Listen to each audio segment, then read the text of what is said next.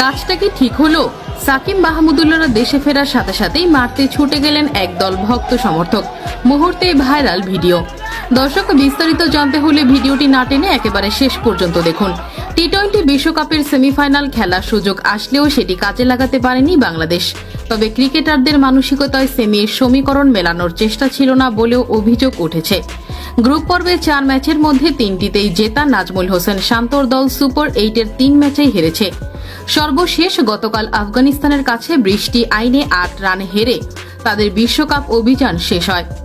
সেমিফাইনালে খেলার সবচেয়ে ভালো সুযোগ হাতছাড়া করে দেশে ফিরে আসেন বাংলাদেশ ক্রিকেট দল। আর দেশে ফিরেই যেন কঠিন বিপদের সম্মুখীন হয় সাকিব মাহমুদুল্লাহরা।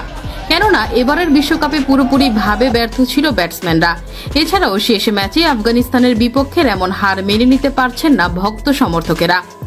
আর তাই ক্রিকেটাররা দেশে ফেরার সাথে সাথেই তাদের মারতে চলে যান একদল ভক্ত সমর্থকেরা, যে ভিডিওটি মুহূর্তেই ছড়িয়ে পড়েছে সোশ্যাল মিডিয়ায়। তো দর্শক, ক্রিকেটারদের সাথে ভক্ত সমর্থকদের এমন কাণ্ড করা কি উচিত হয়েছে?